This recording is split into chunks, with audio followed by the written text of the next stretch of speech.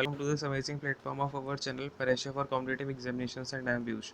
तो आज हम डिस्कस करने वाले हैं अपना 1300 plus common errors with rules and explanation. जिसमें हम क्या कर रहे होते हैं, रूल्स पे इतना फोकस नहीं करेंगे, हम उनके पीछे का क्या बेसिक एक्सप्लेनेशन होता है। रूल्स तो आपको मैं दिखाई दूंगा क्या रूल बनता है और उसके पीछे कैसे वो रूल बन रहा होता है, उसके पीछे का लॉजिक क्या है, हम इन चीज़ों को भी देख के चलेंगे। उसके साथ ही साथ मैं आपको एग्जाम्पल भी दिखा दूंगा जहाँ मुझे एग्जाम्पल दिखाने होंगे, सो दैट आपको चीज़ें जो है एक एक करके सारी क्लियर हो जाएं। और हम इनके तरीके से क्या करेंगे, इन चीज़ों को करते हुए हम पूरी ग्रामर को 2 से 3 बार एक तरीके से 360 डिग्री देख लेंगे, ठीक है ना, इन एरर्स के साथ साथ। क्लियर है? तो ये हमारा मेन मोटो रहेगा सीरीज़ का। और इससे पहले आपके 5 डेज़ हो चुके हैं, इसके 5 डेज़ के पार्ट जो हैं कंप्लीट हो चुके हैं, तो वो अगर आपने नहीं देखे तो वो जाके देख लेना। आपको जो प्लेलिस्ट वगैरह है वो यहाँ पर आई सेक्शन दिख रहा होगा, उस पर आप टैप करोगे तो आपको बहुत सारी प्लेलिस्ट मिल जाएंगी, आप जाके उनमें देख सकते हो, नहीं तो डिस्क्रिप्शन में देख लेना, ठीक है। और जाके नहीं तो प्लेलिस्ट वगैरह खुद ही चेक कर लो, है ना, उसमें आपको सारी मिल जाएंगी, बहुत सारे कोर्सेज चल रहे हैं उनमें सारा मिल जाएगा। क्लियर है? तो 5 डेज़ का हो चुका है, आज हमारा कौन सा है भाई, डे 6 है। तो हम देखते हैं भाई डे 6 में हम क्या करने वाले हैं। ये आपके प्रीवियस ईयर क्वेश्चंस जो आपके एसएससी में कोई भी एसएससी का एग्जामिनेशन हो, उसमें जो भी आपका क्वेश्चन आया है एरर का, वो सारे क्वेश्चन यहाँ पर क्या किए जाएंगे, 1300 प्लस एरर्स के माध्यम से आपको डिस्कस किए जाएंगे। क्लियर है? चलो भाई। और ये कोर्स आपके लिए मैं लेके आया हूँ और इसमें आपको सीजीएल, ये आपके लिए बहुत हेल्पफुल होगा, सीजीएल प्री और मेंस के लिए, सीजीएल के लिए, SSC CPO pre and mains के लिए। इसके अलावा जो आपका स्टेनोग्राफर का एग्जामिनेशन है, मतलब कहीं पर भी इंग्लिश आ रही हो, इंग्लिश ग्रामर तो सेम ही होती है, तो उस सब सारे एग्जामिनेशन के लिए आपके लिए बहुत ज़्यादा हेल्पफुल होगा। और टारगेटेड ये मेनली एसएससी के लिए है, ठीक है। तो भाई देखो, अब इसके अलावा जो आपका वोकैब स्पेशल कोर्स है, जिसमें आपकी 2100 प्लस मोस्ट रिपीटेड वोकैब कराई जा रही है, वन वर्ड हो, ईडियम फ्रेजेस हो, फ्रेजल वर्ब हो, या फिर आपकी सैनो एंटो हो, तो ये सारी चीज़ें आपकी कोर्सेज में चल रही हैं। आप जाके आई बटन पर टैप करोगे, ये भी आपको दिख जाएगा, या फिर इसके अलावा आप जाके देख लेना प्लेलिस्ट वगैरह में, ठीक है। तो मिल जाएगा आपको, ये वोकेबलरी पेनेशिया का कोर्स है। चलो भाई, इसको अब देखते हैं हमारे पास क्या क्या कोर्सेज चल रहे हैं ऑलरेडी। आप जाके चेकआउट कर सकते हो। 18 जो आपके सेट्स हैं सीजीएल के वो हो चुके हैं। स्टैटिक जीके का प्रीमियम कोर्स हो रहा है, डेली आपकी क्लास होती है, तो ये आप जाके देख सकते हो। इवनिंग टाइम में आपकी डेली क्लास होती है। एनटीपीसी के पेपर आपके हो रखे हैं, ये जाके आप देख सकते हो। हॉट्स क्वेश्चन सीरीज टीयर 2 के लिए है। इसके अलावा सीएचएसएल का जो आपका क्रैश कोर्स है मैथमेटिक्स का, मोस्ट एक्सपेक्टेड क्वेश्चन इसमें कराए जा रहे हैं, तो आप जाकर के ये ज़रूर देख लेना, बहुत ज़्यादा इंपॉर्टेंट रहेगा। अगर आपका सीएचएसएल का एग्जामिनेशन है आपके लिए, मतलब बहुत ज़्यादा इंपॉर्टेंट है, ठीक है। तो इसके अलावा डाउट डिस्कशन जो है आपका टेलीग्राम ग्रुप पर चलता ही है, वहाँ पर अपना डाउट या कुछ भी पूछ सकते हो, या फिर आप कमेंट सेक्शन में पूछ लेना, कोई इशू नहीं है, ठीक है। चलो, इसके अलावा आपकी बहुत सारी रेलेवेंट सीरीज और चल रही है, वो भी जाके आप देख सकते हो। अब हम फटाफट से क्या करते हैं भाई, अपने डे 6 पर आ जाते हैं। क्लियर है? आपको कल तक की सारी बातें समझ में आ गई थी क्या? हमने कल तक अपने टोटल 96 क्वेश्चन जो है डिस्कस कर लिए हैं। आज हमारा कौन सा है भाई, डे 6 है। चलो देखते हैं भाई डे 6 में हमारे पास क्या है। तो सबसे पहला क्वेश्चन जो हमारे पास निकल के आता है वो है, the short story should not exceed more than 200 words. क्या बोल रहा है, जो शॉर्ट स्टोरी है वो एक्सीड नहीं करनी चाहिए मोर देन 200 वर्ड्स। अब आप ज़रा यहाँ पर एक चीज़ देखो कि आपका यहाँ पर क्या लिखा हुआ है सेंटेंस में, एक्सीड भी लिखा हुआ है और आपका मोर देन भी लिखा हुआ है। तो यहाँ पर आप एक चीज़ देखेंगे तो आपको क्या पता चलेगा कि जो एक्सीड होता है ना, एक्सीड, और एक होता है आपका मोर देन, ठीक है। आपका एक्सीड और मोर देन का जो मतलब होता है ना, वो सेम टू सेम ही कहीं ना कहीं निकल के आ रहा होता है। एक्सीड का मतलब क्या होता है कि ज़्यादा, इससे ज़्यादा मत करना, ठीक है, इससे ज़्यादा आपका बढ़ना नहीं चाहिए। मोर देन का होता है इससे ज़्यादा नहीं बढ़ना चाहिए। तो इन दोनों की जो मीनिंग होती है वो सेम होती है, तो आप इन दोनों को एक साथ क्यों यूज़ कर रहे हो भाई, एक का यूज़ कर लो। ये तो आपका एग्जैगरेशन हो गया। क्या हो गया, ये आपका एग्जैगरेशन बोल दूँ, या फिर मैं इसको क्या बोल सकता हूँ, क्या बोल सकता हूँ भाई, इसको हम बोल सकते हैं सुपरफ्लूअस, ठीक है। क्लियर है? आपको ना आंसर देना है जब भी मैं कुछ पूछता हूँ, ये नहीं कि मैं तो आपके सामने नहीं हूँ तो आप चुपचाप बैठे रामायण से देख रहे हो, तो ऐसे नहीं देखना है आपको। आराम से चीज़ों को बोलते भी जाना है, कहीं भी आप बैठे हुए हो, हाँ या नहीं, जो भी चीज़ें आपसे मैं पूछ रहा हूँ उनको आपको रिप्लाई देना है। क्लियर? आप फट से अगले क्वेश्चन पे आ जाते हैं। देखो भाई अगला क्वेश्चन क्या है हमारे पास। अब अगला क्वेश्चन है, to die with honour it is better than live with dishonour, ठीक है। अब ये मैं आपको एक बार बता चुका हूँ कि कभी भी आपके सामने ऐसा आ जाए टू डाई विद ऑनर या फिर इट इज़ बेटर है, कभी भी आपका इट इज़ बेटर का कभी भी सीन आ रहा हो तो आपको क्या करना होता है, इसका मैंने आपको स्ट्रक्चर बताया हुआ था कल की क्लास में कि आपका क्या होता है। जैसे लेट्स से अगर मैं बोलूँ यहाँ पर टू प्लस का इन्फिनेटिव वो कोई, ठीक है ना, टू प्लस का इन्फिनेटिव वो, यार अब देखो मैंने आपसे बोला था कि या तो आपका बेटर पहले आ जाए या फिर आपका बेटर बाद में आ जाए। लेट्स से यहाँ पर आपका जो स्ट्रक्चर बन रहा है उसमें आपका बेटर बाद में आ रहा है, तो यहाँ पर क्या आ रहा है, बेटर देन आ रहा है। फिर इसके बाद में आपका क्या हो रहा है, बेटर देन के बाद में इन्फिनेटिव या फिर यहाँ पर आपको कुछ भी आएगा और उसके बाद में आपका आ जाएगा कुछ और, ठीक है। तो इसमें आपको करना क्या होता है, इसका क्या स्ट्रक्चर होता है आपका, कभी भी इसके बाद में यहाँ पर मैंने क्या सिखाया था, यहाँ पर आपका आता है टू प्लस का V1 की फॉर्म, मतलब बेटर के पास में जो चीज़ होगी उसके साथ में तो टू प्लस का V1 आएगा सबसे पहले, ठीक है। कभी भी बेटर के पहले क्या आता है आपका इन्फिनेटिव वाली फॉर्म आ रही होती है। कल का अगर आपने सेशन देखा हुआ है तो आपको सारी चीज़ें समझ में आ गई होंगी, ठीक है। इसके बाद में बेटर देन के बाद में जो आपका आता है वहाँ पर मैंने क्या सिखाया था आपको कि वहाँ पर आपका 2+V1 यानी इन्फिनेटिव भी आ सकता है या फिर आप ओनली V1 से भी काम चला सकते हो। क्लियर है बात।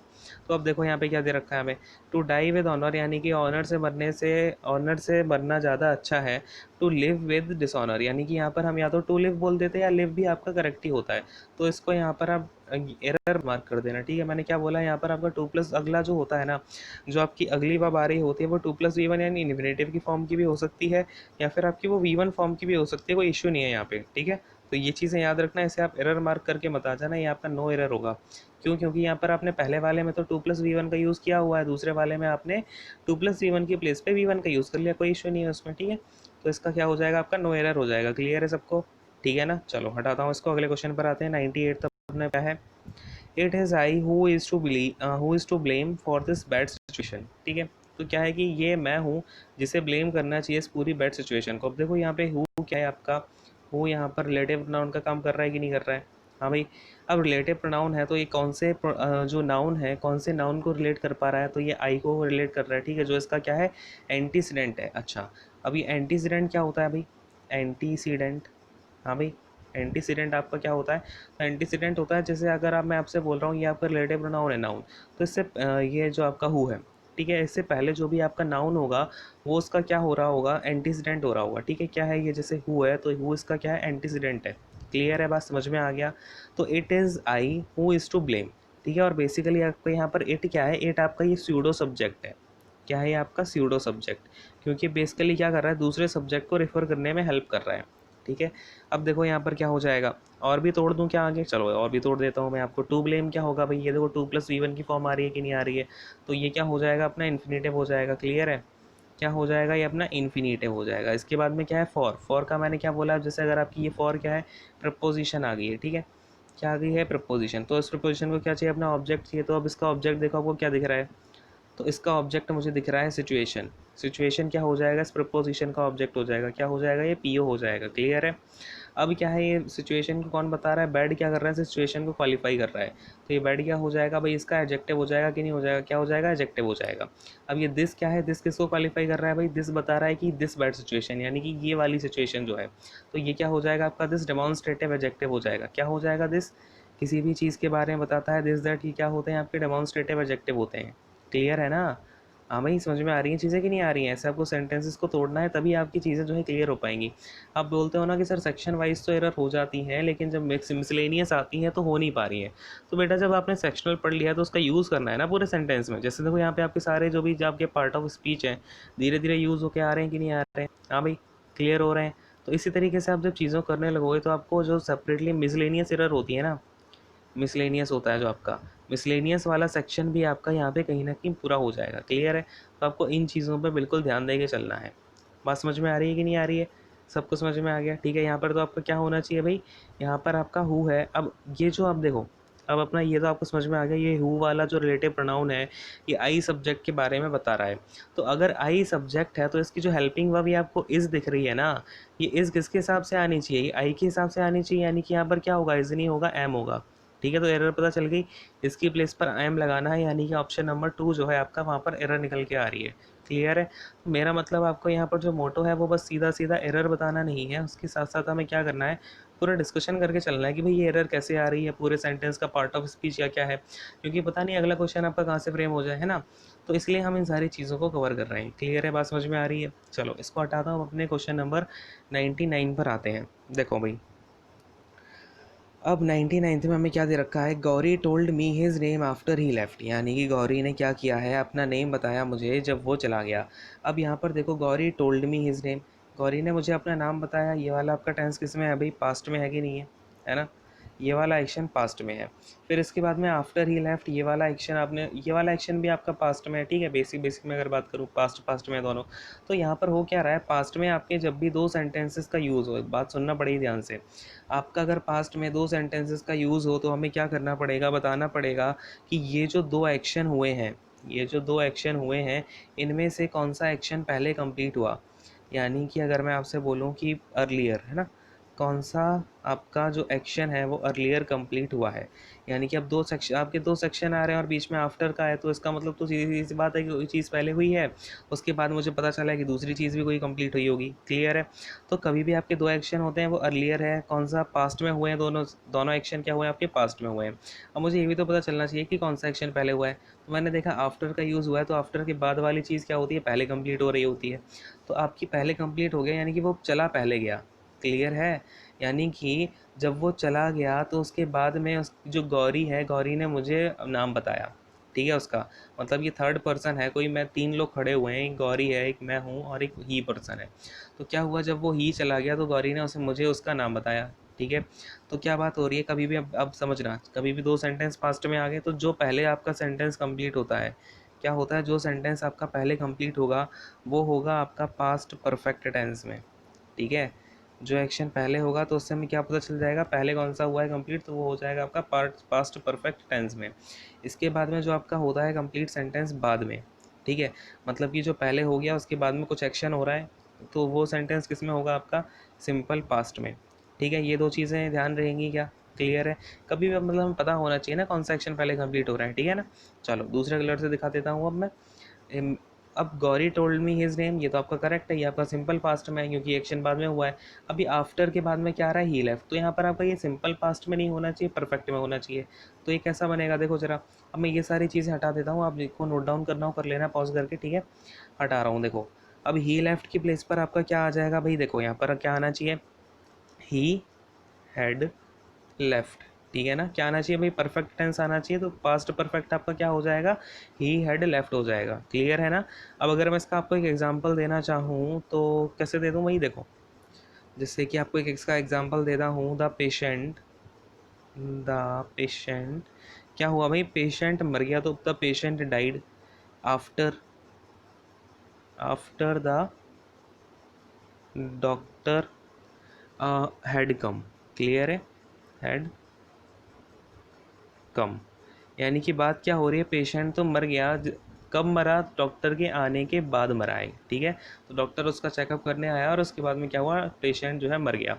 अब आपको रट्टे बैठा दिए जाते हैं क्या कि भैया आफ्टर आ गया है तो आफ्टर के बाद में कभी भी अगर आपके यहाँ पहला सेंटेंस पास्ट में है तो अगला सेंटेंस किस में होना चाहिए भैया, आफ्टर के बाद वाला पास्ट परफेक्ट में होना चाहिए।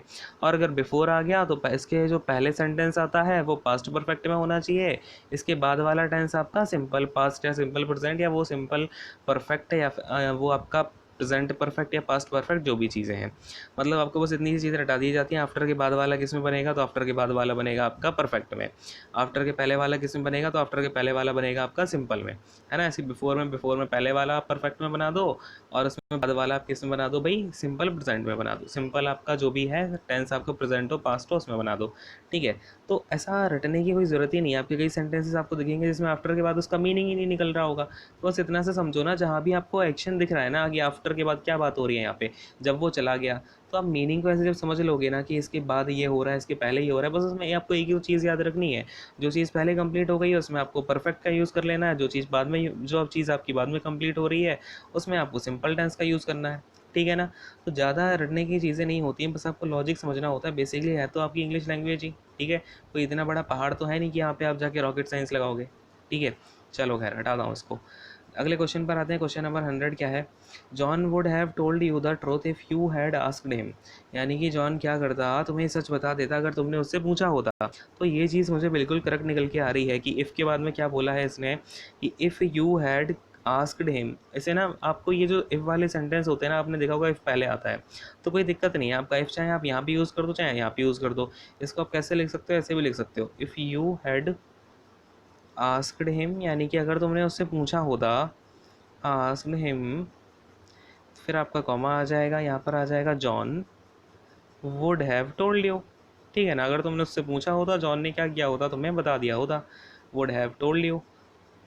तो जब कभी भी आपका इफ़ के जो अगला सेंटेंस होता है और जिसमें आपका रिजल्ट बताया जाता है कोई, उसमें हम किसका यूज़ कर रहे होते हैं, वुड का यूज़ कर रहे होते हैं या फिर विल का यूज़ कर रहे होते हैं। ठीक है, क्लियर है। जब भी जो जिस हिसाब से आपका सेंटेंस हो, यहाँ पर आपका सेंटेंस क्या है, पास्ट में है ना, इसलिए हमने यहाँ पर वुड का यूज़ कर लिया। अगर आपका ये वाला टेंस क्या होता है, इसके साथ वाला प्रेजेंट में होता, तो हम यहाँ पर क्या कर लेते, यहाँ पर हम विल का यूज़ कर लेते। ठीक है ना, क्लियर है इतनी सी बात। तो ये सेंटेंस बिल्कुल आपको करेक्ट निकल के आ रहा है, कोई दिक्कत नहीं है सेंटेंस में। तो क्या हो जाएगा भाई, नो एरर मार्क कर देंगे। ठीक है ना, चलो इसे हटाता हूँ, अगले क्वेश्चन पर आते हैं भाई 101 पे। तो देखो भाई 101 में हमारे पास क्या है, my sister has red pages after pages of the Bible.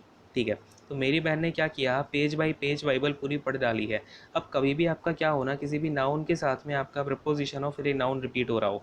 ठीक है ना, कभी भी आपके जब वर्ड्स का रिपीटिशन दिखे आपको, वर्ड्स क्या हो रहे हैं भाई, रिपीट हो रहे हैं। वर्ड्स रिपीट होते हैं तो कभी भी आपका उनके साथ में क्या होता है, प्लूरल वर्जन नहीं होता है। ठीक है ना, उनके साथ में हम प्लूरल वर्जन का यूज़ नहीं कर रहे होते हैं। जैसे कि अगर मैं बोलूँ यहाँ पर पेजेस आफ्टर पेजेस नहीं आएगा, यहाँ पर क्या आएगा भाई, पेज आफ्टर पेज आएगा। ठीक है ना, कभी भी आप बहुत सारा रिपीटिशन कर रहे हैं तो वहाँ पर आपको उनका प्लूरल फॉर्म नहीं लेना है, सिंगुलर फॉर्म ही लेकर चलेंगे। जैसे कि पेज आफ्टर पेज हो गया। ठीक है ना, और एग्जाम्पल आपका क्या हो गया, डे बाई डे हो गया, जैसे दिन पर दिन। ठीक है ना, डे बाई डे हो गया, तो इससे आप डेज़ बाई डेज़ नहीं बोलोगे। ठीक है ना, ऐसी चीज़ों को आप ध्यान रखना है कि डेज़ बाई डेज़ हो गया, page by page, page after page हो गया, है ना। तो इन चीज़ों के साथ में हम क्या करते हैं, प्लूरल आपकी जो नाउन होती है उनका यूज़ नहीं कर रहे होते हैं, सिंगुलर का यूज़ करते हैं। ठीक है ना, ध्यान रहेगी ये चीज़ें। चलो भाई इसे हटाता हूँ, अगले क्वेश्चन पर आ जाते हैं। चलो देखो अगला क्वेश्चन क्या है। Your success in the IAS examinations depend not only on what papers you have selected, but on how you have written them।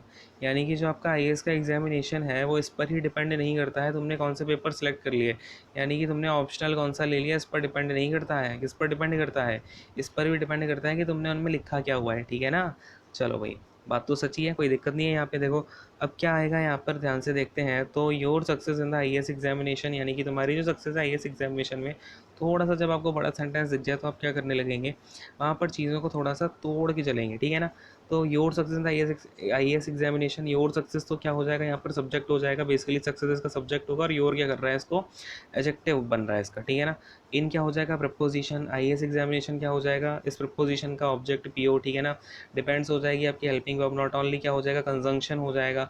Not only के साथ अच्छा क्या यूज़ करते हैं, कंजंक्शन आपका क्या होता है, not only, not only but also. ठीक है ना, क्या होता है नॉट ओनली के साथ आपका यूज़, बट ऑल्सो। तो इसका जो यूज़ होता है ना, तो इसका यूज़ हम किसके लिए करते हैं, टू एम्फेसाइज एनीथिंग। ठीक है ना, ये याद रख लेना।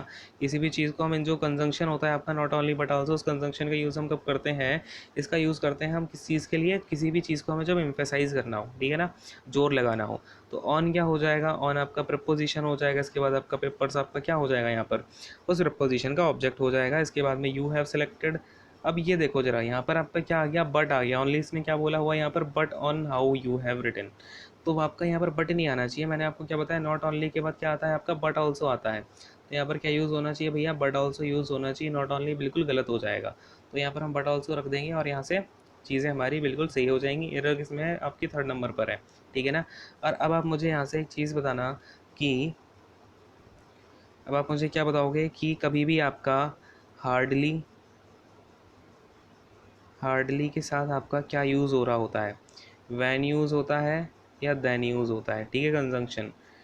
अब आप ये बात मुझे ज़रा कमेंट सेक्शन में बता देना। ठीक है ना, चलो इसको हटाता हूँ। अब आते हैं अगले क्वेश्चन पर, 103 पर। और ये वाला जो डाउट है ना, हार्डी के साथ क्या यूज़ होता है, वो आपको थोड़ी देर में ही क्लियर हो जाएगा। अगला क्वेश्चन आपकी कुछ देर में ही ऐसा क्वेश्चन आने वाला है। ठीक है ना, कोई इशू नहीं है, तब तक सोचो जरा। ठीक है ना, चीज़ें आपको सोचनी पड़ेंगी माइंड में, तभी आपका सब कुछ क्लियर हो पाएगा। खैर, heavy rain prevented us to go to the cinema. अब देखो ये बड़ा अच्छा वर्ड है, आपका क्वेश्चन जो है रिपीट होने के पूरे पूरे चांसेस हैं। अब जैसे यहाँ पर अगर मैं बोलूँ सब्जेक्ट क्या हो जाएगा, सब्जेक्ट तो आपका हैवी रेन हो जाएगा। वैसे रेन अगर मैं सब्जेक्ट बोल दूँ तो हैवी क्या हो जाएगा, इसे क्वालिफाई करने वाला एडजेक्टिव। यानी मैं पूरा क्या बोल देता हूँ, सब्जेक्ट यस पूरे सेंटेंस का। ठीक है ना, प्रिवेंटेड क्या हो जाएगा, प्रिवेंटेड आपकी यहाँ पर मेन वर्ब निकल के आ गई है। अस हो जाएगा क्या, अब देखो यहाँ पर आपके क्या बनेंगे, यहाँ पर आपके एक तो बन गया अस। ठीक है ना, यहाँ पर आपके बेसिकली 2 ऑब्जेक्ट निकल के आ रहे होंगे। तो देखो दो ऑब्जेक्ट हमारे यहाँ पर कैसे बन रहे हैं, एक तो हमें अस दिख रहा है, एक दिख रहा है टू को। लेकिन अब मुझे यहाँ पर एक चीज़ यहाँ पे याद रखनी पड़ेगी, क्या ध्यान रखना पड़ेगा उसको ज़रा समझना। कभी भी आपका प्रिवेंट आ जाए या फिर प्रिवेंटेड आ जाए, कुछ भी आ जाए, ये अस तो यहाँ पर क्या हो गया, फिलहाल ऑब्जेक्ट हो गया। क्लियर है। अब देखो कभी भी प्रिवेंट आ जाए तो प्रिवेंट के साथ हम किस प्रपोजिशन का यूज़ कर रहे होते हैं, तो आपकी प्रिवेंट के साथ हमेशा फ्रॉम प्रपोजिशन यूज़ होती है। ठीक है, याद रखना, ध्यान रखना इस बात को बिल्कुल। प्रिवेंट के बाद में आपका जो है टू प्लस का वी1 वाली फॉर्म यूज़ नहीं होगी। इसके बाद में आपका फ्रॉम का प्रपोजिशन जो है यूज़ हो रहा होता है प्रिवेंट के साथ कभी भी। ये चीज़ बिल्कुल याद कर लो, ध्यान कर लो और इसे लिख लो आप, तो ठीक है ना। इसे नोट डाउन कर लो, जो अच्छी चीज़ें होती हैं उन्हें नोट डाउन कर लिया करो, ठीक है ना। तो यहाँ पर फिलहाल क्या आ जाएगा, फ्रॉम आ जाएगा। और फिर इसके बाद क्या बन रहा होता है फ्रॉम के बाद में आपका, फ्रॉम के बाद में से क्या चाहिए। अब देखो ज़रा सा यहाँ पर मैं आपको थोड़ा सा चीज़ों को क्लियर करूँगा। दूसरा कलर लेके, ये देखो मैंने टू को हटाया, मैंने यहाँ पर क्या लिखा, फ्रॉम लिखा। अब फ्रॉम क्या है आपका, फ्रॉम तो बन गया आपका एक प्रपोजिशन, ठीक है ना। अब इस प्रपोजिशन को अपना एक सब्जेक्ट चाहिए कि नहीं चाहिए, सॉरी ऑब्जेक्ट चाहिए कि नहीं चाहिए, जो कि एक नाउन होना चाहिए। और क्योंकि इसके आगे तो है टू, टू को अपना खुद का एक चाहिए है जो आपका ऑब्जेक्ट है, यानी सिनेमा तो इस टू का ऑब्जेक्ट हो गया, यानी ये इस प्रपोजिशन का ऑब्जेक्ट हो गया। तो ये जो मैंने फ्रॉम लगा दिया है, फ्रॉम को क्या चाहिए, अब एक नाउन चाहिए है। और ये आपका गो कोई नाउन तो है नहीं, तो मैंने गो को भी हटाया, मैंने क्या लिख दिया यहाँ पर, फ्रॉम गोइंग लिख दिया। तो क्या हो गया, इससे गोइंग क्या आपका जीरंड बन गया। और जीरंड क्या होता है, नाउन की तरह एक्ट होता है, या क्या होते हैं आपके सेमी वर्ब होते हैं, दो लोगों का फंक्शन कर रहे होते हैं। जैसे गोइंग क्या है, एक नाउन का फंक्शन भी करेगा, और ये क्या करेगा आपके जो आपकी वर्ब्स का होता है, वर्ब्स का फंक्शन भी कर रहा होगा। जहाँ भी इसके वर्ब वाले फॉर्म की यूज़ होगी वहाँ पर ये अपना वर्ब वाला काम करके दिखा देगा। मैंने आपको कल या परसों की क्लास में करके भी दिखाया कैसे कैसे सेमी वर्ब क्या कर रही होती हैं, अपने लिए एक ऑब्जेक्ट भी रख रही होती हैं, ठीक है ना। क्योंकि है तो वो वर्ब ही। क्लियर है ना, बात समझ में आ रही है। तो फ्रॉम क्या हो जाएगा, फ्रॉम जो आपकी प्रपोजिशन बनेगी, इसे अपना ऑब्जेक्ट मिल जाएगा गोइंग के नाम पे। तो यहाँ पर आपका क्या हो जाना चाहिए, heavy rain prevented us from going to the cinema, from going to the cinema, ठीक है ना। क्लियर हो गया, बात समझ में आ गई। तो अपनी एरर कहाँ पर निकली, थर्ड वाले ऑप्शन में अपनी जो है एरर निकल के आ गई है। बात समझ में आ गई कि नहीं आ गई, क्लियर है सबको। हटाता हूँ इसको, अब आते हैं अपने 104th क्वेश्चन पर। If majority of the individuals in a state prosper the state itself would prosper. यानी कि क्या बोलना चाह रहा है कि अगर मेजॉरिटी ऑफ इंडिविजुअल्स क्या करती है किसी भी स्टेट में, वो अच्छे से अच्छा क्या करती है, प्रोग्रेस करती है, तो क्या होगा, स्टेट इटसेल्फ वुड प्रॉस्पर। यानी कि जो स्टेट होगा वो खुद ही प्रॉस्पर होगा। मैंने आपको क्या बताया था अभी कुछ देर पहले ही बताई थी ये चीज़ें, कि कभी भी आपका इफ़ के साथ में यूज़ हो कोई भी सेंटेंस, पहले मैंने देखा इफ़ के साथ में ये आपका किस में है, the majority of an state prosper, ठीक है ना। यहाँ तक आपकी बात क्या हो गई, एक टेंस आपका खत्म हो गया। अब इफ़ के साथ मुझे क्या दिख रहा है, प्रेजेंट टेंस दिख रहा है कि नहीं दिख रहा है, क्या दिख रहा है मुझे, प्रेजेंट टेंस दिख रहा है। क्लियर है। तो कभी भी आपका कंडीशनल क्लॉज में इफ़ के साथ में क्या हो, लिख लो आप इसे ज़रा, प्रेजेंट का टेंस हो, ठीक है ना। प्रेजेंट का टेंस हो तो अगला वाला जो आपका उसमें रिजल्ट निकलेगा, है ना, जो आपका मेन क्लॉज आएगा, इफ़ के साथ में क्या प्रेजेंट टेंस है, इसके बाद में आपका जो भी मेन क्लॉज आएगा यहाँ पर क्या होगा, ये इसे हम बोलते हैं मेन क्लॉज। इस मेन क्लॉज में आपका क्या हो रहा होता है, विल प्लस का इन्फिनेटिव का यूज़ होगा। क्या होगा, विल प्लस का इन्फिनेटिव बोल दो या फिर विदाउट टू बोल दो, ठीक है ना, कोई इशू नहीं है इसमें। विल प्लस का आपकी वी1 का या फिर टू प्लस वी1 किसी का भी यूज़ हो सकता है। वैसे टू प्लस वी1 का नहीं होता, ओनली वी1 का होता है, लेकिन इसे हम बोलते हैं इन्फिनेटिव है, ठीक है ना, क्योंकि आपका विल के साथ यूज़ हो रहा है। क्लियर हो गई बात, समझ में आ गई है ना। तो देखो अब यहाँ पर क्या आना चाहिए, द स्टेट इटसेल्फ वुड नहीं आएगा, क्या आएगा यहाँ पर आपका विल आएगा, है ना। क्लियर है। तो आपका ये फ्यूचर में बनेगा, मैंने आपको सिखाया था ना अभी, कभी भी आपका इफ़ के साथ में प्रेजेंट में दिया हो तो जो उसका रिजल्ट होता है या फिर जो उसका मेन क्लॉज होता है वो किस में आता है भाई, विल में आता है। यही अगर आपका पास्ट में होता तो पास्ट के साथ क्या आता है, यहाँ पर वुड का यूज़ कर लेते हैं हम। कोई इश्यू है क्या किसी को, कोई दिक्कत नहीं है ना। चलो अगले पर आ जाते हैं। अपनी जो एरर आई है वो थर्ड वाले क्वेश्चन जो आपका पार्ट है उसमें आई हुई है, वुड की प्लेस पर हमें विल का यूज़ करना है। क्लियर है। चलो अगले क्वेश्चन पर आते हैं। 105 पर क्या दे रखा है भाई, if motorists do not observe the traffic regulations they will be stopped, ticketed and have to pay a fine। मतलब कि क्या हो रहा है, मोटरिस्ट क्या करेंगे, अगर ऑब्जर्व नहीं करेंगे ट्रैफिक के रेगुलेशंस को, तो इसके बाद में क्या बोल रहा है, एक सेंटेंस हो गया आपका, दे विल बी स्टॉप्ड। अब मुझे दिख रहा है ये विल बी का यूज़ हो गया, मतलब कि ये पूरा टेंस किस में, मैं पैसिव में बताने की क्या कर रहा हूँ, कोशिश कर रहा हूँ। क्या कर रहा हूँ भाई, पैसिव में बनाने की कोशिश कर रहा हूँ। मतलब कि ठीक है, विल भी हो गया, इसके बाद में आपका स्टॉप्ड की वी3 आ गई है, टिकटेड की वी3 आ गई है, कोई दिक्कत नहीं है। एंड हैव टू पे अ फाइन। अब ये मैंने देखा हैव टू पे अ फाइन, यहाँ तक तो कहानी पूरी वी3 में चली आ रही है, ये क्या हो गया फिर एकदम से हैव टू पे अ फाइन। तो ये आपका हैव टू पे अ फाइन नहीं होगा, ये आपका वी3 में आएगा, क्योंकि पैसिव में चल रहा है सेंटेंस। तो यहाँ पर क्या आएगा आपका फाइंड आएगा, ठीक है ना। क्या आएगा यहाँ पर, फाइंड आएगा। क्यों आएगा भाई, क्योंकि ये पूरा सेंटेंस मुझे दिख रहा है पैसिव में चल रहा है, विल है, इसके साथ में आपकी बी फॉर्म की फर्स्ट फॉर्म दे रखी है ना, तो इसके बाद में स्टॉप्ड है, फिर आपका वी थ्री यूज़ हो रहे हैं। तो मुझे क्या दिखा कि ये जो आपका आना चाहिए ये भी V3 में आना चाहिए, इसलिए मैंने यहाँ पर फाइंड कर दिया है। क्लियर है, सबको बात समझ में आ गया ना, सबको बात समझ में आ गई ना। चलो भाई आगे हटा दूँ इसको। अगर आपको एग्जांपल देखना है तो आप ऐसे देख लो कि पैसिव वॉइस में कैसे बना होता है आपका। एग्जांपल दिखाता हूँ भाई पैसिव वॉइस का। जैसे अगर मैंने बोल दिया है let's say they have counted, दे, अब आप पूछोगे इसका जो बाई प्लस का ऑब्जेक्ट है वो कहाँ पे है, तो कभी भी आपका फाइन कौन लगाता है, ट्रैफिक पुलिस लगाती है, ये अंडरस्टूड है ना। तो बाई ट्रैफिक पुलिस तो होगा ही होगा। क्लियर है। अब मैं आपको जरा दिखा देता हूँ, जैसे आपका एग्जांपल लिखा हुआ है counted they have counted the ballets, ठीक है ना। जैसे आपके वोट के जो बैलेट्स होते हैं ना, उनको क्या किया है, उन्होंने काउंट किया है, ठीक है। तो अब मुझे बताओ जरा इसका पैसिव कैसे बनेगा। देखो पैसिव बनाने का जो मेन बात होती है वो यही होती है कि यहाँ पर आपका सब्जेक्ट ये है, ऑब्जेक्ट ये है, लेकिन जो पैसिव बनाने का जो मेन मतलब होता है ना, वो होता है कि मुझे यहाँ पर इम्फेसिस देना है बैलेट्स पे। मुझे दे पर इम्फेसिस नहीं देना है, मुझे लोगों को चीख चीख के बताना है कि भाई बैलेट्स के बारे में बात हो रही है। तो मैं यहाँ पर पहले बैलेट्स को लेके आ गया, द बैलेट्स, ठीक है। अब ये नहीं है कि यहाँ पर आपका सेंटेंस का सब्जेक्ट ये बन गया, वो तो ठीक है, लेकिन ये नहीं होता कि ये सब्जेक्ट जो है ऑब्जेक्ट बन जाएगा। इसका मतलब ये थोड़ी होगा कि जो डूअर है वो बैलेट्स हो गए, बैलेट काउंट कर लेंगे क्या। देखो यहाँ पर काम तो काम असली जो है वो अभी भी दे कर रहा है, लेकिन दे जो है हम उसे ऑब्जेक्ट क्यों बोलते हैं, देखो बताता हूँ जरा सा। द बैलेट्स हैव, ये क्या हो जाएगा आपका, हैव बीन काउंटेड हो जाएगा, पैसे में यूज़ कर रहे हैं इसका। क्लियर है ना। फिर इसके बाद में क्या आएगा, बाई दैम। तो ये जो दैम है ये आपका ऑब्जेक्ट बन गया, लेकिन किसका बन गया, बाई प्रपोजिशन का। बात समझा करो, ये बाई प्रपोजिशन का ऑब्जेक्ट बना है, यानी कि ये क्या है आपका प्रपोजिशनल ऑब्जेक्ट बना हुआ है दैम। ऑनली ऑब्जेक्ट नहीं होता, ये क्या बनता है, प्रपोजिशनल ऑब्जेक्ट बनता है। बात समझ में आ पाई है क्या, क्लियर है सबको। यहाँ पर आपका थर्ड ऑप्शन में जो है एरर निकल के आ रही है। आपको पैसिव का भी कुछ कॉन्सेप्ट यहाँ पर क्लियर आगे समझ में आ गया होगा, ठीक है। कभी भी किसी के सामने आप ये गलतियाँ मत कर देना कि आप बोल दो दे क्या है, दे तो ऑब्जेक्ट बन गया, नहीं बेटा। किसका ऑब्जेक्ट बना है, बाई जो आपकी प्रपोजिशन है उसका ऑब्जेक्ट बनता है। अगर कोई सामने वाला बोलता भी है ना तो उसको समझा देना ये वाली बात। अब चलो खैर हटाता हूँ इसको। अगले क्वेश्चन पर आते हैं। 106 वाला क्या है अपने पास, he asked supposing if he fails what he would do, यानी उसने पूछा कि सपोज इफ़ ही। अब देखो इसका क्या मतलब है, सपोज भी कर रहे हो आप और इफ़ भी लगा रहे हो, कंडीशन भी लगा दी और सपोज भी कर रहे हो। दोनों चीज़ें एक साथ क्यों कर रहे हो भैया, या तो सपोज कर लो या इफ़ कर लो, दोनों का मतलब तो एक ही है, सपोज करो या इफ़ करो। ये तो आपने क्या कर दिया यहाँ पर, सुपर फ्लस कर दिया। क्या कर दिया भैया, सुपर फ्लस कर दिया, क्या कर दिया, एग्जेगरेशन कर दिया चीज़ों का, ठीक है ना। तो आपको ऐसी चीज़ें नहीं करनी है, या तो आप सपोजिंग लिखाओ या इफ़ लगाओ। तो हम क्या करते हैं, मैंने देखा यहाँ पर if he asked if he fails what he would do, ये तो आपकी पहली बात हो गई। मतलब कि ये आपका किस में है, प्रेजेंट में दिया हुआ है इफ़ ही फेल्स, ठीक है ना। इसका जो मतलब रिजल्ट आना चाहिए वो किस में आना चाहिए भाई, प्रेजेंट आपका उसमें आना चाहिए, विल में। बट यहाँ पर हमें दे रखा है किस में, तो यहाँ हमें दे रखा है, वेट अ सेकेंड, यहाँ हमें दे रखा है वुड में, ठीक है ना।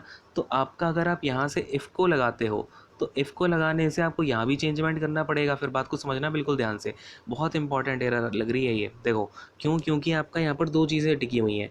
अगर आप सपोजिंग लगाते हो तो इफ़ हट जाएगा, है ना। और अगर आप इफ़ लगाने की कोशिश करते हो ना, तो यहाँ पर क्या करना पड़ेगा, हमें दो एरर हटानी पड़ेगी। कैसे, एक तो मैं इसको सपोजिंग को हटा रहा हूँ, दूसरी बात मुझे यहाँ से वुड हटा के क्या लगाना पड़ेगा, विल लगाना पड़ेगा, आगे नहीं। क्योंकि मैंने आपको सिखाया हुआ है कि भाई इफ़ के साथ में क्या होता है, अगर आपका कंडीशन दी गई है किस में, आपकी प्रेजेंट में, तो उसका जो रिजल्ट आएगा वो आपका विल में दिखेगा, है ना। तो आप यहाँ पे वर्ड को भी काटोगे कभी भी, लेकिन दो सेंटेंस में हम यहाँ पे हमें तो ओनली एक ही एरर निकालनी है, दो एरर निकालने को बोला ही नहीं गया है। अगर दो को बोलता तो हम इफ़ लगा रहे होते। तो हम क्या करेंगे, सीधा सीधा एक काम करते हैं कि इस इफ़ को ही उड़ा देते हैं और अपना सपोजिंग बच जाएगा, और सपोजिंग से पूरा काम जो है निकल के आ जाएगा। सपोजिंग से कोई दिक्कत नहीं होगी। ही asked supposing he fails what he would do, यानी कि हम यहाँ पर सपोजिंग को जो है कंसीडर कर लेते हैं, ठीक है ना। तो क्या हो जाएगा, सपोजिंग दैट ही फेल्स, या फिर जो आपका कुछ भी है, सपोजिंग इफ़ ही फेल्स, है ना। तो क्या हो जाएगा हमारा यहाँ पर यूज़, ये सपोजिंग का यूज़ हो जाएगा। यानी अपने ऑप्शन नंबर 2 में यहाँ पर एरर देखने को मिली है, ठीक है ना। अब आप नॉर्मली भी लिख सकते थे, मैंने आपको बोल दिया जब सपोजिंग और इफ़ बोल दिया, तो मैं आपको यहाँ पर भी छोड़ के जा सकता था कि आपका ऑप्शन नंबर 2 में एरर है तो ये आप कर लेना। लेकिन इतनी माइन्यूट चीज़ें भी आपको समझनी ज़रूरी है, नहीं तो कोई मतलब नहीं होगा, है ना। तो यहाँ पर आपका फिलहाल ऑप्शन 2 में जो है एरर है। अगले क्वेश्चन पर आ जाते हैं। आपको मैं देखो हर क्वेश्चन पे हर चीज़ समझाते हुए चल रहा हूँ, तो इन चीज़ों को आप ज़रा समझें और इन्हें इंप्लीमेंट करने की कोशिश करें, कैसे कैसे मैं चीज़ों को तोड़ रहा होता हूँ, कहाँ तोड़ रहा होता हूँ, है ना। तो ये सारी चीज़ें हैं, और इसके अलावा आपको क्या करना है, सेशन को लाइक और शेयर जरूर कर देना, ठीक है ना, अच्छा लग रहा हो तो। खैर भाई देखो, we had a lot of difficulty to find the house. अब क्या है, हमें बहुत ज़्यादा डिफ़िकल्टी हुई है इस घर को फाइंड करने में। अब देखो ज़रा, ये क्या है आपका, डिफ़िकल्टी एक नाउन है, ठीक है ना, डिफ़िकल्टी क्या है आपका, नाउन है। तो नाउन को, अब डिफ़िकल्टी ये जो नाउन है ना, इस डिफ़िकल्टी का यूज़ हम कभी भी करते हैं, डिफ़िकल्टी, इस डिफ़िकल्टी का जब भी यूज़ किया जाता है तो इसके साथ में एक प्रिपोजिशन यूज़ की जाती है, ना कि टू प्लस का वी1। डिफ़िकल्टी के बाद आपका क्या यूज़ किया जाता है, ये थोड़ी स्पेलिंग देखने में समझ नहीं आ रही ना, देखो थोड़ा सही से लिख देते हैं इसको, वेट अ सेकेंड, ये देखो भाई, क्या बोला मैंने, डिफ़िकल्टी, ठीक है। अब ये जो डिफ़िकल्टी नाउन होता है ना, इसके साथ में हम कभी भी कौन सी प्रपोजिशन का यूज़ करते हैं, तो प्रपोजिशन आपकी यूज़ होती है इन, पहली बात। और इसके बाद में दूसरी बात क्या है कि इस प्रपोजिशन इन के बाद में जो आपका फॉर्म यूज़ हो रही होती है वो टू प्लस वी वन, यानी इन्फिनेटिव की फॉर्म यूज़ नहीं करते हैं हम, ठीक है। आपकी डिफ़िकल्टी हो गई, उसके बाद में इन आ गया, ठीक है ना। अब जब एक इन प्रपोजिशन आ गया, उसके बाद में ये दूसरा टू प्रपोजिशन आपको डालने की क्या ज़रूरत है भाई, दो दो प्रपोजिशन क्या एक डब्बा में आप दो दो डब्बे घुसा दोगे, ऐसे नहीं करते हैं, ठीक है। तो टू प्लस का वी वन हो जाएगा, टू प्लस का वी वन यहाँ से हट जाएगा, है ना। तो अब अगर मैंने इन लगा दिया तो उसके बाद में क्या आना चाहिए, अब आप पूछोगे, इसे टू प्लस का वी वन तो हटा दिया, अब आना क्या चाहिए यहाँ पे। तो देखो, इसके बाद में आपकी आई एन जी फॉर्म आती है, वी प्लस का आई एन जी फॉर्म आती है, जो कि आपका कौन सी फॉर्म होती है, जीरंड की फॉर्म होती है, क्लियर है। तो आपको ये करना पड़ेगा। तो अगर मैं यहाँ पर बोलूँ, अच्छा ये इसके बाद में वी वन प्लस का आई एन जी की फॉर्म क्यों आई, क्योंकि मैंने यहाँ पर इन लगा दिया। अब ये इन प्रपोजिशन लगा दिया तो मुझे क्या चाहिए, इस प्रपोजिशन का ऑब्जेक्ट भी तो चाहिए। तो इस प्रपोजिशन का ऑब्जेक्ट करने के लिए मैंने क्या लगा दिया, इसके बाद वी वन प्लस का आई एन जी, जो कि जीरंड है और ये अपने आप में ऑब्जेक्ट बना देगा। अब देखना चीज़ें कैसे क्लियर हो जाएंगी आपकी। डिफ़िकल्टी के बाद में मैंने इन लगा दिया, टू फाइंड को हटा करके मैंने फाइंडिंग लगा दिया, तो ये क्या हो गया, इन प्रपोजिशन का आपका फाइंडिंग क्या हो जाएगा, इसका ऑब्जेक्ट हो जाएगा, प्रपोजिशनल ऑब्जेक्ट। और ये हाउस क्या हो जाएगा, हाउस इस पूरे सेंटेंस का ऑब्जेक्ट निकल करके आ जाएगा। क्लियर है। तो सारी चीज़ समझ में आ गई कि नहीं आ गई, है ना। चलो, अब इसे हटा देता हूँ मैं, अब अगले क्वेश्चन पर आ जाएं क्या, हाँ भाई, हटा दूँ इसको, समझ गए ना सारे के सारे। अगर कुछ डाउट होता है तो कमेंट सेक्शन में पूछ लिया करो, ठीक है। क्या करना है, कुछ भी डाउट होता है तो कमेंट सेक्शन आपके लिए खुला हुआ है, बिल्कुल कभी भी आ जाओ, ठीक है, कमेंट सेक्शन में। चलो इसको हटा देता हूँ, शर्मा शर्मी मत करना, ठीक है ना।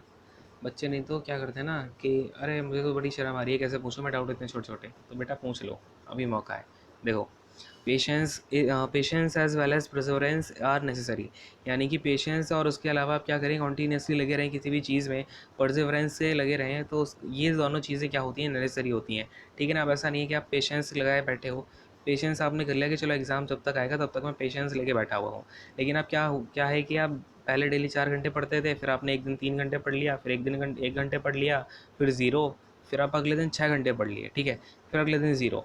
तो ये कुछ नहीं, मतलब आप पेशेंस से बैठे तो हुए हो, लेकिन आपकी पढ़ाई में परसेवरेंस तो है ही नहीं। मतलब कि आपको डेली अगर 4 घंटे पढ़े हो, चार चार चार चार होना चाहिए, अगर 8 घंटे पढ़ रहे हो, आठ आठ आठ आठ, ठीक है। परसेवरेंस होना चाहिए आपकी पढ़ाई में, जिस भी हिसाब की आपकी लेवल चल रहा है, ठीक है ना। तो जब आप ये दोनों करोगे तो ये दोनों चीज़ें ही क्या होती हैं, नेसेसरी होती हैं, ये उसका सेंटेंस का कहने का मतलब है। अब ज़रा अब मैं आपको थोड़ा सा एक ज्ञान देना चाहूँगा यहाँ पर, कि जो एज़ वेल एज़ होता है, एज़ वेल एज़, ठीक है ना, तो ये क्या होता है एज़ वेल एज़, या फिर मैं आपका बोल दूँ अलॉन्ग विद, ठीक है ना। ये आपके कंजंक्शन तो होते हैं, ठीक है ना, कंजंक्शंस की तरह यूज़ होते हैं, लेकिन हम इन्हें क्या बोल रहे होते हैं, मल्टी वर्ड, लिख लेना इसको, मल्टी वर्ड प्रपोजिशन, क्या बोलते हैं हम इनको, यानी कि ये क्या करते हैं ना, प्रपोजिशन का काम भी करते हैं मल्टी वर्ड की, और इसके अलावा ये इसका काम कर रहे होते हैं, मल्टीवर्ड प्रपोजिशन का काम तो करेंगे करेंगे, ठीक है ना। इसके अलावा ये क्या कर रहे होते हैं भाई, इसके अलावा ये आपकी कंजंक्शन का काम भी कर रहे होते हैं, कंजंक्शन। और इनके जो मीनिंग होती है ना, एज वेल एज की, वो होती है मीनिंग आपकी इन एडिशन टू, ठीक है ना, इन एडिशन टू, यानी कि पेशेंस और उसके साथ साथ क्या, तो परसेवरेंस, ठीक है ना। तो अब आप ये सारी बात समझ पाए क्या, इतनी सी चीज़ क्लियर है, नोट कर लेना, ऐसे करना हो। अब इसे हटा रहा हूँ, देखो, एज वेल एज अब मैंने बोला कि आपका मल्टीवर्ड प्रपोजिशन हो गया, तो अगर ये मेरी प्रपोजिशन हो गई, अगर मैंने यहाँ पर बोल दिया इन एडिशन टू, ये किसकी प्लेस पे आया हुआ है बेसिकली, एज वेल एज, तो इसकी जगह अगर मैं यहाँ पर डालना चाहूँ तो आप ऐसा डाल के देख लिया करो, इन, ये आपका यहाँ पर ए है, इन एडिशन टू, ठीक है ना। अब अगर मैंने इन एडिशन टू डाल दिया तो यहाँ पर आपको टू प्रपोजिशन मिल रही है लास्ट में, मतलब ये पूरा प्रपोजिशन की फॉर्म में आ रहा है। इस प्रपोजिशन के पास ऐसे क्या चाहिए, ऑब्जेक्ट चाहिए। तो ऐसे ही इसका जो एज वेल एज मैंने बोला प्रपोजिशन की तरह यूज़ हो रहा है, इसको क्या चाहिए, ऑब्जेक्ट चाहिए। परसेवरेंस इसका क्या हो जाएगा, ऑब्जेक्ट हो जाएगा। परसेवरेंस क्या बन गया, इस प्रपोजिशन का ऑब्जेक्ट बन गया। तो अब मुझे ये बताओ जरा, इस पूरे आपके सेंटेंस में आपको कितना सब्जेक्ट दिख रहा है, एक ही सब्जेक्ट दिख रहा है मुझे, तो ये जो आपका पेशेंस है, पेशेंस क्या बन गया, अब यहाँ का सब्जेक्ट बन गया। अब ये एक सब्जेक्ट है मेरे पास, अब ये जो वर्ब आ रही है आपकी हेल्पिंग वर्ब, ये किसके हिसाब से आएगी, सब्जेक्ट के हिसाब से। सब्जेक्ट मुझे क्या दिख रहा है, पेशेंस दिख रहा है। अब इस पेशेंट सब्जेक्ट के हिसाब से आपकी सिंगुलर वर्ब आनी चाहिए या प्लूरल वर्ब आनी चाहिए। तो यहाँ पर प्लूरल नहीं भैया, सिंगुलर वर्ब आनी चाहिए। क्या आनी चाहिए, इज़ आनी चाहिए। तो इज़ नेसेसरी। तो हमेशा याद रखना पेशेंस और परसेवरेंस क्या होता है, ये आपका अगर मैंने दोनों को एक साथ यूज़ करा तो इज़ आता है, ठीक है। या आप इन चीज़ों इसको आप इस तरीके से समझ सकते हो। और अगर मैं आपसे बोलूँ कि आप इसे इस तरीके से भी समझ सकते हो कि कभी भी दो चीज़ें जब एक दूसरे की क्या होती हैं, कॉम्प्लीमेंट्री होती हैं, तो उनका हम एक ही तरीके से यूज़ कर रहे होते हैं। कॉम्प्लीमेंट्री, जैसे अगर मैं बोल दूँ आपसे कि ब्रेड एंड बटर, ठीक है ना, तो उसमें क्या है, एंड नहीं कंजंक्शन है, लेकिन क्या है, वो दोनों एक दूसरे की पूरक हैं। इसी तरीके से आप पेशेंस रखोगे और परसेवरेंस भी रखना है उसके साथ, तो एक दूसरे कहीं ना कहीं पूरक निकल के आ रहे हैं, ठीक है ना। तो इन रीजंस को दिमाग में थोड़ा सा दिमाग को खोलो, दिमाग को क्या करना है आपको, एक्सपेंड करना है अपने दिमाग को, ठीक है। ऐसा नहीं कि आप थोड़ा सा नैरो बने हुए अपनी सोच में, अपनी सोच को बढ़ानी है, ठीक है। चलो भाई इसको हटाता हूँ, अगले क्वेश्चन पर आ जाते हैं, समझ में आ गया होगा, ठीक है ना। चलो भाई अगले क्वेश्चन पर आते हैं। क्वेश्चन नंबर अपना कौन सा है भाई, 109। तो देख लो भाई 109 में क्या है अपने पास। The passer by told us where was the marriage hall and event led us to it. यानी कि जो पासर भाई क्या होता है, जो राहगीर होते हैं ना चलते फिरते हुए, हम उनसे पूछ लेते हैं कि ये पता बता दो सर, वो घूम रहे हैं वहीं के लोकल हैं, तो आप उन्हें वो क्या करते हैं, पता बता देते हैं, ठीक है ना। तो कोई इशू नहीं है। अब क्या बात है यहाँ पर, the passer by told us where was the marriage hall, यानी कि अब आपको क्या दिख रहा है, ये told us where was the marriage hall, ये आपको इनडायरेक्ट दिख रहा है कि नहीं दिख रहा है, इनडायरेक्ट स्पीच, इनडायरेक्ट स्पीच दिख रहा है यहाँ पे आपको। क्या आप समझ पा रहे हैं मेरी बातों को, यहाँ पे आपको इनडायरेक्ट स्पीच चमका कि नहीं चमका, बताओ जरा मुझे। फिर नहीं चमका है तो मैं चमका देता हूँ, कोई बात नहीं, ठीक है ना। द पासर भाई टोल्ड अस, पासर भाई ने हमें बताया क्या, कि वेयर। अब यहाँ पर वेयर क्या हो गया, ये वेयर आपका जो क्वेश्चन वर्ड बना हुआ था डायरेक्ट टेंस में, यहाँ पर आपका क्या बन जाता है, कंजंक्शन बन जाता है। क्या बन जाता है, कंजंक्शन बन जाता है। क्लियर है। अब अगर ये कंजंक्शन बन गया तो मैं यहाँ पे हेल्पिंग वर्ब पहले क्यों यूज़ कर रहा हूँ भैया, क्वेश्चन वर्ड तो ये रहा नहीं, अब इसने अपनी कीमत तो खुद ही क्वेश्चन वर्ड वाली। अब अगर ये कंजंक्शन बन गया तो यहाँ पर मैं पहले सब्जेक्ट का यूज़ करूँगा, है ना। आगे नहीं तो सब्जेक्ट आपका पहले यूज़ होगा, ये वाली जो वर्ब है सब्जेक्ट के बाद यूज़ होगी, यानी कि यहाँ पर आपका क्या आएगा, ये पूरा मैरिज हॉल आपका सब्जेक्ट हो जाएगा। इसके बाद में आएगा marriage hall was, where the marriage hall was. समझ रहे हैं चीज़ों को, ये वॉज की पोजीशन मैं यहाँ से हटा दूंगा और यहाँ पे लगा दूंगा where the marriage hall was.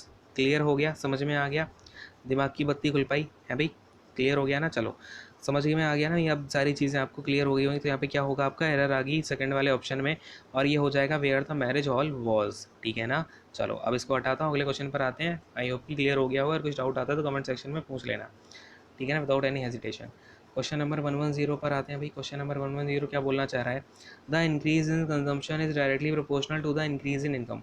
तो ठीक है भैया, ये तो कुछ नहीं है, आपका सिंपल सा स्टेटमेंट दिया हुआ है, कोई इशू ही नहीं आ रहा है इसमें तो मुझे। The increase in consumption is directly proportional to the increase in income, correct है ये भाई, बिल्कुल ठीक है ना, कोई इशू नहीं है इसमें। आपको भी कोई इशू नहीं दिख रहा होगा, अगर कोई परेशानी आती है तो बोलना, ठीक है ना। तो इसमें कोई भी नो एरर है, और आपका ये फोर्थ वाला ऑप्शन करेक्ट हो जाएगा, ठीक है ना। हटाता हूँ, अगले क्वेश्चन पर आ जाते हैं फटाफट से। चलो भाई अगले क्वेश्चन पर आते हैं, क्वेश्चन नंबर 111। चलो भाई देखें, बड़ा अच्छा क्वेश्चन दिख रहा है। In Singapore my brother in law with his wife were present at the function. अरे भाई देखो, ये आपका इन सिंगापुर हो गया। ये बताओ जरा, आप सेंटेंस को तोड़ डालो फटाफट से, बहुत टाइम हो गया तोड़े हुए। इन क्या हो जाएगा, प्रपोजिशन हो जाएगा, सिंगापुर इसका ऑब्जेक्ट हो जाएगा कि नहीं हो जाएगा, ठीक है ना। इसके बाद में my brother in law, my brother in law क्या हो जाएगा, सब्जेक्ट हो जाएगा। Basically brother in law subject है, माई क्या कर रहा है, इसका एडजेक्टिव बना हुआ है, ठीक है। चलो भाई इसके बाद क्या है आपका वेद है, वेद क्या हो जाएगा भाई, प्रपोजिशन हो जाएगा। इस प्रपोजिशन को अपना ऑब्जेक्ट चाहिए, इसने प्रपोजिशन अपनी खोज ली वाइफ को, यानी कि ये क्या हो गया, प्रपोजिशन का ऑब्जेक्ट हो गया। और ये हिज क्या हो गया, हिज इसका पॉजेसिव एडजेक्टिव हो गया वाइफ का, ठीक है। यानी कि यहाँ पर मेरा सब्जेक्ट कितना है, एक ही सब्जेक्ट है, ब्रदर इन लॉ, ठीक है। अब ये आ गया वर्ब। मुझे जरा एक बात बताओ, ये ब्रदर इन लॉ अगर सब्जेक्ट है, सब्जेक्ट के हिसाब से वर्ब आएगी कि नहीं आएगी। तो यहाँ पर वर्ब का कोई मतलब है क्या, क्या आना चाहिए आपका, वॉज आना चाहिए। एक सब्जेक्ट की एक वर्ब, ब्रदर इन लॉ की वर्ब क्या होनी चाहिए भैया, वॉज होनी चाहिए सिंगुलर में, क्योंकि मेरे ब्रदर इन लॉ एक ही है, ठीक है। अब ये बात होगी प्रेजेंट एट द फंक्शन। अब क्या है, प्रेजेंट एट द फंक्शन बोले तो यहाँ पर आपका ये हो जाएगी क्या, वर्ब हो जाएगी आपकी, ठीक है। प्रेजेंट, एट क्या हो जाएगा भाई, एट आपकी प्रपोजिशन निकल के आ जाएगी। अब इस प्रपोजिशन का ऑब्जेक्ट किया इसने, फंक्शन को ढूंढ लिया अपना, और इससे बोले चलो भाई प्रपोजिशन के ऑब्जेक्ट बन जाओ तुम, तो प्रपोजिशन का ऑब्जेक्ट बन गया, ठीक है। तो कोई इशू नहीं, सेंटेंस आपका इस तरीके से करेक्ट होकर आ जाएगा। वर्ब की जगह क्या आना चाहिए भाई, वॉज आना चाहिए। तो आपका क्या हो जाएगा भाई, जो आपका थर्ड वाला ऑप्शन है उसमें एरर निकल के आएगी। क्लियर है, तो समझ में आ गया ये भी भाई, फटाफट से हाँ बोलो, ठीक है ना। चलो अगले क्वेश्चन पे आ रहा हूँ, इसको हटाता हूँ। अब देखो भाई अगला क्वेश्चन क्या है अपने पास में। तो देखो भैया क्या लिखा हुआ है, scarcely had I arrived than the train left, ठीक है। अब मैंने जो आपको पूछा हुआ था ना ऊपर की हार्डली के साथ कौन सा जो है आपका हार्डली के साथ हम किसको यूज़ कर रहे होते हैं, वैन को या देन को। अब मैं आपको ज़रा यहाँ पर चीज़ों को क्लियर करूँगा, बड़े ध्यान से सुनना और नोट कर लेना, ठीक है। आपका कभी भी ना क्या आ जाए, आपको मैंने कल भी एक चीज़ बताई थी, आपको क्या बताया था मैंने, नो सूनर बताया था, ठीक है ना। मैंने क्या सिखाया था आपको, ये तो नो हो गया, हमको तो ओनली नो का यूज़ करना है, ये हो गया नो सूनर, ठीक है ना। आपके ना जो नेगेटिव वर्ड्स होते हैं, जैसे आपका नो सूनर हो गया, हार्डली हो गया, ठीक है, स्कार्सली हो गया, स्कार्सली हो जाएगा, ठीक है, ये आपका सी बना हुआ है। हार्डली हो गया, स्कार्सली हो गया, रेयरली हो गया, ठीक है, बेयरली हो गया, यानी ये क्या है, सारे आपके नेगेटिव वर्ड्स होते हैं, रेयरली, बेयरली, ठीक है ना। तो इनके साथ में हम जो यूज़ कर रहे होते हैं, ज़रा देखना नेक्स्ट डॉट पेन से यूज़ करते हैं। तो नो सूनर के साथ हम जो यूज़ करते हैं, आपका नो सूनर के साथ क्या यूज़ हो जाता है भाई, इसको हम फॉलो करवाते हैं देन से, ठीक है ना।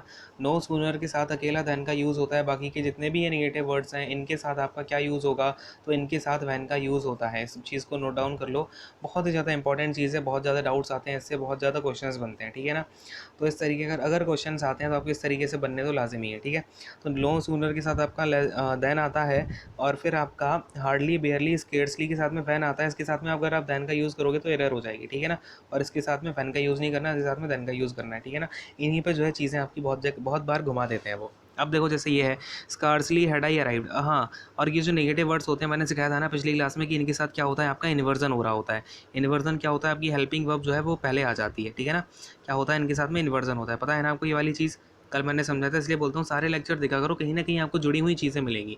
मैंने डिज़ाइन इस तरीके से किया है कि आपको चीज़ें जो है जुड़ी हुई मिले, और कहीं ना कहीं आप कॉन्सेप्ट को बार बार यूज़ कर पाओ डेली की डेली। क्या होगा इससे, वो आपका कॉन्सेप्ट पूरा क्लियर हो गया, आपके दिमाग में बैठ जाएगा। तो हम 2-3 दिन में एक पीछे वाली चीज़ भी देख रहे होते हैं, तो सारी चीज़ें देख के चलें, है ना। ये नहीं कि आप आधी क्लास देख के कहीं और से आ जाओ, पिछले आपने फर्स्ट लेक्चर देख लिया, फिर आप आगे फोर्थ लेक्चर पे जंप कर गए, फिर आपने कहा अरे भाई अब फोर्थ लेक्चर हो गया, मैं सिक्स्थ लेक्चर पे चलूँगा, ठीक है ना।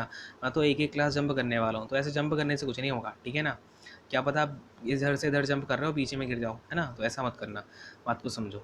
क्या, scarcely had I arrived than the train left, तो आपको क्या दिख रहा है, स्कार्सली हैड आई, यहाँ पर इन्वर्जन भी हो गया, करेक्ट है, अराइव देन। अब ये मुझे दिखा देन, देन तो यूज़ नहीं होता भाई। बियरली, रेयरली के साथ सर ने क्या बताया है, क्या बताया है सर ने, वैन का यूज़ नहीं करेंगे, वैन का यूज़ करेंगे, ठीक है ना। क्लियर है, तो इस तरीके से हम क्या कर देंगे, वैन का यूज़ कर लेंगे। समझ में आ गया कि नहीं आ गया। एरर कहाँ पे आ गई भाई, सेकंड वाले ऑप्शन में अपनी एरर निकल के आ गई है। क्लियर हो गया ना, हटाता हूँ इसको, अगले क्वेश्चन पर आ जाते हैं फटाफट से। अब देखो भैया 1-3 में क्या दे रखा है हमको, the reason why he was rejected was because he was too young. अब जो रीज़न है ना उसके रिजेक्ट हो जाने का, वो ये है कि भाई वो इतना ज़्यादा यंग था कि उसे क्या कर दिया गया, रिजेक्ट कर दिया गया। अब ये चीज़ मैं आपको फिर से, मैंने शायद ये आपको थर्ड लेक्चर में बताई हुई है, ठीक है ना। जो हमारा थर्ड क्लास थी यानी डे 3 था, उसमें मैंने आपको एक चीज़ सिखाई थी, कि आपको वो याद है। कुछ ये बच्चे ने, जिन बच्चों ने वो लेक्चर आपका देखा हुआ है, मुझे ज़रा ये बताओ यहाँ पे आपकी एरर क्या है, मुझे बताओ अभी। चलो देखो, अब बताता हूँ, आपने होप के बता ही दिया होगा। देखो ये the reason why he was rejected, कभी भी आपका द रीज़न का यूज़ हो जाए, कभी भी आपका द रीज़न का यूज़ हो जाए, या फिर कोई ऐसा वर्ड यूज़ हो जाए जो पहले से आपकी रीज़न के बारे में बता रहा हो, या फिर आपकी जो भी आगे आने वाली क्लॉजेज, आपके क्लॉजेज में क्या हो, द रीज़न वाई का बोल दूँ, या तो आपका द रीज़न वाई आ जाए, या फिर ओनली द रीज़न आ जाए, कोई इशू नहीं है, ठीक है ना। नहीं तो कुछ बच्चे पूछते हैं कि सर द रीज़न के साथ अब वाई आ गया, अब क्या करें, ठीक है ना। तो वो इशू नहीं है, चाहे आपका द रीज़न वाई आ जाए तो चाहे द रीज़न आ जाए, आपका कभी भी ये दो चीज़ें यूज़ हो जाए तो आपका जो अगला वाला कंजंक्शन होता है वो बिकॉज नहीं होता है। बिकॉज का यूज़ नहीं करेंगे क्योंकि आप रीज़न के बारे में ऑलरेडी बोल चुके हो, ठीक है ना। एग्जेगरेशन नहीं करना है, क्या नहीं करना है, एग्जेगरेशन या सुपरफ्लूस नहीं बनाना है। तो आपका बिकॉज हटा के हम यहाँ पर ऑलवेज दैट का यूज़ करेंगे। या फिर आप ऐसे चीज़ों को रिमेंबर कर लो कि कभी मैंने द रीज़न बोल दिया तो रीज़न तो पहले ही बता दिया, अब बिकॉज का यूज़ क्यों करना है, तो उसके बाद में हम क्या करेंगे, दैट का यूज़ करते हैं, ठीक है ना। ये बात मैं आपको बता चुका हूँ, इसके बारे में पूरा एक्सप्लेन भी कर चुका हूँ ऑलरेडी, ठीक है ना। तो बस ये देख लो, आपको दैट का यूज़ हो जाएगा, और ही वॉज टू यंग तो करेक्ट है ये, ठीक है। तो एरर किस में आ गई आपकी, थर्ड वाले ऑप्शन में एरर निकल के आ जाएगी, ठीक है। हटाता हूँ इसको, अगले क्वेश्चन पर आ जाते हैं फटाफट से। अब देखो अगला क्वेश्चन क्या दे रखा है, teachers of various schools met to discuss about how to improve the standard of English. यानी कि क्या हुआ, अलग अलग स्कूल के टीचर्स मिलते हैं और वो डिस्कस करते हैं किसके बारे में, कि जो how to improve the standard of English, यानी इंग्लिश का जो स्टैंडर्ड है वो कैसे बढ़ाया जाए। अब इंग्लिश का स्टैंडर्ड तो बढ़ा रहे हैं, लेकिन वो ये नहीं देख रहे हैं कि यहाँ पे वो सुपर फ्लस करके बैठे हुए हैं सेंटेंस में। क्या करके बैठे हुए हैं, सुपर फ्लस। अब जरा मुझे बताओ, आप किन किन बच्चों को चमक गया भैया, किन किन बच्चों को यहाँ पर चमक गया, ये सुपर फ्लस है या फिर एग्जेगरेशन है यहाँ पर। चलो अब देखो, नहीं चमका दो मैं चमका दूंगा, कोई बात नहीं, ठीक है। चलो देखो इसे, टीचर्स ऑफ वेरियस स्कूल्स, कोई बात नहीं है, ठीक है। टीचर्स आपका यहाँ पर क्या हो जाएगा, सब्जेक्ट हो जाएगा, ऑफ हो जाएगी प्रपोजिशन, वेरियस स्कूल यहाँ पे आपका ऑब्जेक्ट निकल के आएगा इस ऑफ वाली प्रपोजिशन का, ठीक है। मैट टू डिस्कस, मैट क्या हो गया भैया, मैट हो गया आपका यहाँ पर ऑब्जेक्ट, टू डिस्कस यहाँ पर आपका इन्फिनेटिव बन गया है, और अबाउट, अब देखो ये आपका इन्फिनेटिव बन गया और ये आपका ऑब्जेक्ट की तरह भी काम कर रहा है, ठीक है ना। अब ये अबाउट, अब मैंने बोला अबाउट, ठीक है। अब यहाँ पर आपके दो वर्ड होते हैं, जो आपका एक होता है अबाउट और एक होता है आपका हाउ, ठीक है ना। यहाँ पर आपका हाउ क्या होता है, एडवर्ब हो रहा होता है, क्लियर है। अब देखो इन दोनों का जो मतलब होता है ना, वो होता है किसी भी मैटर में, in what way, in what वे या मैनर, ठीक है ना। तो इस तरीके से या किस मैनर से चीज़ों को टैकल किया जाए उसे हम बोलते हैं हाउ या फिर अबाउट, ठीक है ना, उस बारे में। तो कभी भी आपका डिस्कशन चल रहा है, आप अबाउट और हाउ का यूज़ एक साथ नहीं कर सकते हो, ठीक है ना। या तो आप अबाउट दा बोल दो या आप हाउ दा बोल दो, ठीक है ना। जैसे मैं अगर आपसे यहाँ पर बोलूँ कि देखो कैसे आपको इन चीज़ों का यूज़ होता है, आपको जरा एग्जाम्पल देता हूँ। एक एग्जाम्पल, मैंने पहला नंबर बोला कि दे डिस्कस्ड अबाउट पार्टी। उन्होंने क्या किया, पार्टी के बारे में डिस्कशन किया। आप समझ गए ना सेंटेंस को, उन्होंने क्या किया, पार्टी के बारे में डिस्कशन किया। अब ऐसे इसी को अगर मैं यहाँ पर अबाउट हटा के हाउ को बोलना चाहूँ, तो आप या तो अबाउट का यूज़ करो या हाउ का। देखो हाउ का एग्जाम्पल कैसे होगा, दिखाता हूँ। They discussed how to organise the party, ठीक है। अबाउट में आपका ये हो गया था, अबाउट में आपकी चीज़ें थोड़ी इंक्लूड हो जाती हैं, लेकिन हाउ टू में हमें दिखाना होता है। हाउ टू में बस ये होता है कि इसका हाउ टू का मतलब होता है इन वॉट वे, बस।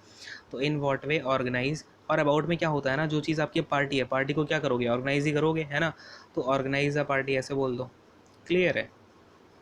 तो आपकी ऐसे जो है इन दोनों चीज़, आपका कभी भी हाउ टू और अबाउट जो है एक साथ यूज़ नहीं होंगे। अब इन चीज़ों का वो समझ पाए कि नहीं समझ पाए, या तो अबाउट का यूज़ करो या हाउ का यूज़ करो। तो यहाँ से आप अबाउट को उड़ा दो, हाउ टू का यूज़ कर लो, ठीक है ना।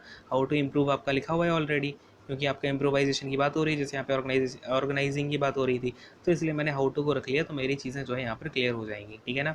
अगर यहाँ पर आपका ओनली अबाउट के आगे ये लिखा होता, अबाउट हाउ टू, फिर इम्प्रूव वर्ड का यहाँ पर यूज़ ना होता, फिर द स्टैंडर्ड ऑफ इंग्लिश होता, तो हम क्या करते, अबाउट को ये आपका हाउ टू को हटा देते और अबाउट का यूज़ कर लेते, क्योंकि यहाँ पर मुझे नहीं पता मैं क्या करना है।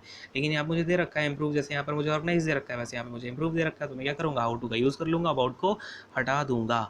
बातें क्लियर हुई कि नहीं हुई, अब बात समझ में आ गई कैसे अबाउट का यूज़ करना है, कैसे हाउ टू का यूज़ करना है, क्लियर है ना माइंड में। सारी चीज़ें माइंड में क्लियर रखो, कुछ भी कचरा नहीं रखना, रूल्स का कचरा भर रखा है, मतलब दुनिया जहान के रूल्स कर रखे हैं भैया। मतलब आपसे सामने का एक बात बताओ मुझे ज़रा, ये सामने इतना बड़ा सेंटेंस लिखा हुआ है, ये चीख चीख के चिल्ला रहा है मेरे साथ क्या गलत हुआ है, आपको वो गलत नहीं दिख रहा, आप रूल्स रट के बैठे हुए हो। तो ऐसे रूल्स रट के नहीं बैठना है। जब सेंटेंस सामने चिल्ला रहा है चीख चीख के कि भाई मेरे सामने ये इतनी सारी चीज़ें पड़ी हुई हैं, तो उस देख के कर दो। रूल्स की ज़रूरत तो तब आएगी जब बहुत ज़्यादा कॉम्प्लिकेटेड सेंटेंस आ जाए, या फिर जब हमारी पुरानी इंग्लिश के हिसाब से आ जाए चीज़ें, है ना। समझ रहे हो ना सारी चीज़ों को। अच्छा रूल्स का यूज़ कहाँ होता है, मुझे जरा ये बताओ, थोड़ा सा डिस्कशन कर ही लेते हैं। रूल्स क्या होते हैं ना, जैसे कि आपका बहुत पुराने ब्रिटिश टाइम की अपनी इंग्लिश चलती है, ठीक है ना। तो उन लोगों ने क्या किया, उस टाइम पे बहुत सारी चीज़ें प्रेवलेंट थी।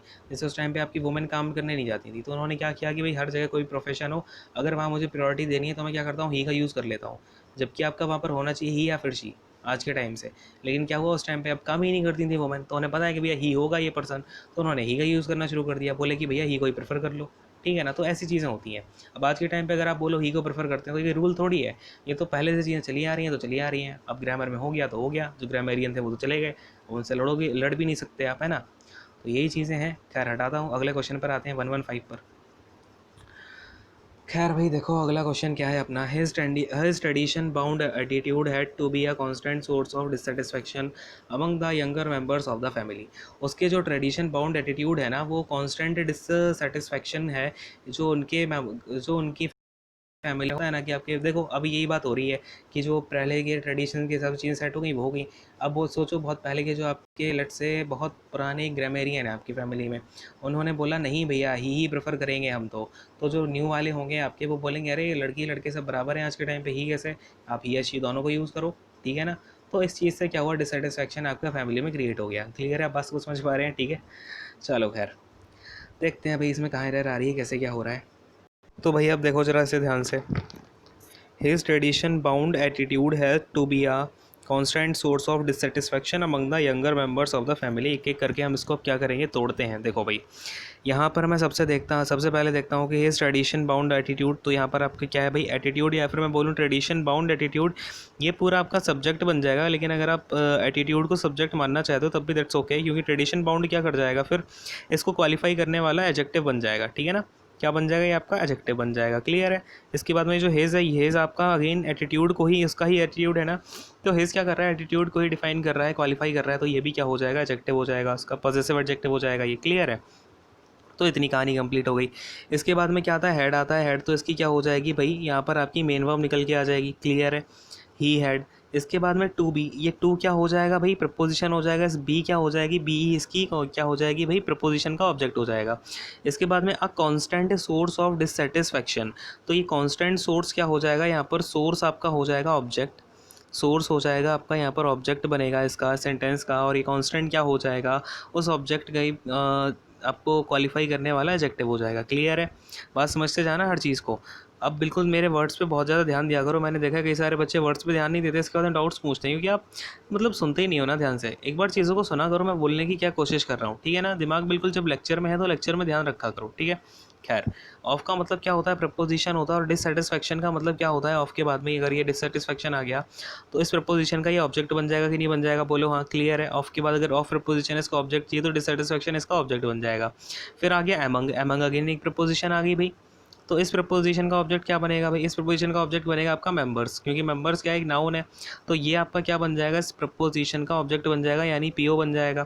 अब ये जो यंगर है, यंगर क्या कर रहा है भाई, यंगर इसके बारे में बता रहा है, तो यंगर क्या हो गया आपका, एडजेक्टिव हो गया। क्लियर है, यंगर क्या हो गया भाई, एडजेक्टिव हो गया। अब फिर से अगेन ऑफ आ गया, ऑफ क्या हो गया भैया, ये भी प्रपोजिशन हो गई, और इस प्रपोजिशन का ऑब्जेक्ट कहाँ मिल रहा है मुझे, फैमिली में मिल रहा है, यानी कि ये फैमिली जो है इस प्रपोजिशन की ऑब्जेक्ट इसी वाली प्रपोजिशन की, इस वाली की। ठीक है, क्लियर है, बात समझ में आ गई कि नहीं आ गई, सबको क्लियर है। तो मतलब यहाँ मुझे कोई डाउट तो दिख ही नहीं है, सारा एरर भी क्लियर का भी कोई ऑप्शन नहीं है, सारी चीज़ें बिल्कुल पर्टिकुलर निकल के आ रही हैं, बिल्कुल मस्त है। यानी कि हेड क्या है, हेड यहाँ पर आपका पास्ट में है, तो यहाँ भी सारा चीज़ें हेड में, मतलब कोई दिक्कत नहीं आ रही है।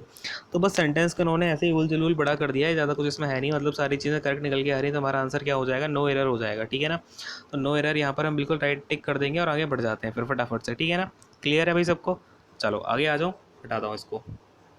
अब देखो, अब अपने पास में क्या है, the two first to arrive were the lucky recipients of a surprise gift. Okay, क्या है, तो पहले वाले दो, अब देखो ये आपके क्या होते हैं, आपका एक होता है टू, और एक होता है जैसे टू हो गया, 1 2 3 है ना, ये मैंने आपको फर्स्ट लेक्चर में समझाया हुआ है ना, सारी चीज़ें मैंने वहाँ पर एक्सप्लेन की हुई हैं, तो मैं आपको बस यहाँ पे थोड़ा मोटा मोटा समझा देता हूँ क्या है। और ये ऑर्डिनल कार्डिनल कैसे याद रखना है ये आप देख लेना वहाँ पे जाके एक बार फर्स्ट में, थोड़ा सा ज़्यादा, नहीं तो लेक्चर बड़ा हो जाएगा, बार बार चीज़ें रिपीट करने का कोई मतलब नहीं होता। ठीक है ना, देखो अब जो बच्चे पढ़े रहे हैं उनका टाइम लॉस हो जाता है ना, समझा करो चीज़ों को। अब 1 और 2 क्या हो जाएगा, ये आपका क्या नंबर होता है ये भाई, फटाफट से बोलो, कार्डिनल होता है। ठीक है ना, ये होता है आपका कार्डिनल एडजेक्टिव होता है, और ये आपका फर्स्ट और second third fourth fifth six ऐसे चलते जाएंगी चीज़ें, तो ये क्या हो जाएगा आपका ऑर्डिनल हो जाएगा। क्यों हो गया जाएगा ऑर्डिनल, क्योंकि ये आपका ऑर्डर में चल रही हैं चीज़ें, है ना, तो ये ऑर्डिनल एडजेक्टिव हो जाता है और ये आपका कार्डिनल एडजेक्टिव हो जाता है। बात समझ में आ गई, यहाँ तक क्लियर है सबको। अब क्या बोला था, टू फर्स्ट टू अराइव, यानी कि यहाँ पर आपका क्या बनेगा, यहाँ पे आपका क्या होना चाहिए, बात को समझना। पहले आप किसी भी चीज़ का ऑर्डर बताते हो कि नहीं बताते हो।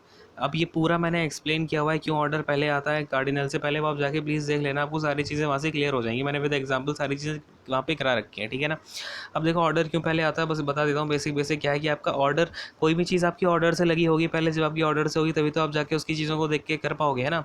तो क्या होगा, यहाँ पर हमारा जो ऑर्डिनल नंबर्स होते हैं, ऑर्डिनल एडजेक्टिव होता है, वो पहले आता है कार्डिनल नंबर के। ठीक है ना, तो यहाँ पर क्या आएगा आपका द फर्स्ट टू, यानी कि पहले जो ऑर्डिनल आएगा वो आ जाएगा द फर्स्ट, और इसके बाद में क्या आएगा आपका टू आएगा, तो the first two to arrive, यानी कि जो पहले वाले दो अराइव हुए हैं, टू क्या हो जाएगा यहाँ पर पोजीशन हो जाएगी, और अराइव क्या हो जाएगा इसका V1 हो जाएगा। ठीक है ना, तो इन्फिनेटिव है यहाँ पर।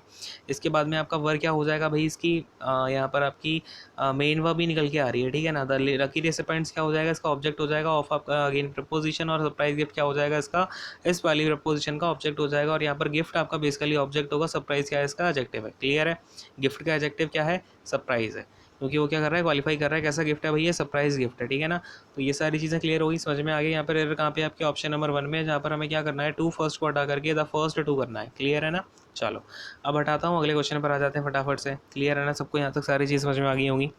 कोई डाउट होता है तो पूछ लिया करो, ठीक है ना, कुछ शर्माना नहीं है। डाउट कुछ भी आता है आपको XYZ, वो हम फटाफट से डिस्कस कर लिया करेंगे। ठीक है ना, चलो हटाता हूँ इसको। 117 पर आते हैं, क्या है हमारे पास, we had a lot of difficulty to find the house. ये क्वेश्चन मैंने आपको कराया नहीं हुआ है क्या अभी? वेट अ सेकेंड, ये मैंने आपको भी करा दिया है ना, फैमिली का भी करवा दिया है। Wait a second. ठीक है भाई, तो क्या करेंगे यहीं पर हम अपने सेशन को क्या करते हैं भाई, एंड करते हैं। एंड आई होप कि आपको आज की सारी जितनी भी एरर मैंने आपको समझाई हैं वो सारी एरर आपको समझ में आ गई होंगी। कल से हम क्या करेंगे, अपना अगला सेशन देख रहे होंगे जिसमें हम आगे के क्वेश्चंस को डिस्कस कर रहे होंगे, ठीक है ना। तो फटाफट से बताओ एरर समझ में आई कि नहीं आई, बोलो हाँ क्लियर है ना सबको, समझ में आ गया, सारी चीज़ें क्लियर हो गई। अगर कोई डाउट होता है तो अपना कमेंट सेक्शन में डाउट छोड़ देना। इसके अलावा अगर आपको टेलीग्राम चैनल ज्वाइन कर लेना है ना, वहाँ पे क्या होता है, मैं वहाँ पे आपको जल्दी देख लेता हूँ एक बार। टेलीग्राम चैनल ज्वाइन कर लेना, वहाँ पे आपका ग्रुप बना हुआ है, ठीक है ना, डिस्कशन का ग्रुप। तो वहाँ पे आपका कोई भी डाउट होता है, कोई भी चीज़ होती है, आपको अपडेट्स वगैरह चैनल से मिल जाएंगे और वहीं पे आपको डिस्कशन का टैब मिलेगा, वहाँ पे आप जाके डिस्कशन कर सकते हो, ठीक है ना। वो आपके लिए थोड़ा ईजी पड़ जाएगा। अगर नहीं है तो कोई बात नहीं, आप कमेंट करके बता देना, या फिर आप हमारे जो फेसबुक पेज का लिंक पड़ा हुआ है वहाँ पे जाके फॉलो कर लेना और कमेंट सेक्शन में वहाँ पे बता देना ये डाउट आ रहा है सर, ठीक है ना। इसके अलावा मैं आपको इंस्टा की लिंक और दे दूँगा, तो वहाँ पे भी जाके आप हमें फॉलो कर सकते हो, ठीक है।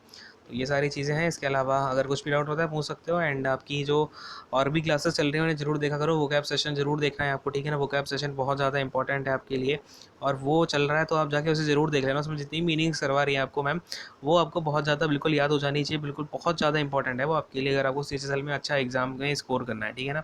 चलो भाई, खैर ये सारी चीज़ें हैं, तो सेशन को मैं यहीं पर एंड करूँगा। And thank you so much, God bless you all, take care, bye bye. अपने जो भी आपका एग्ज़ाम है उसमें क्वालिफाई करो।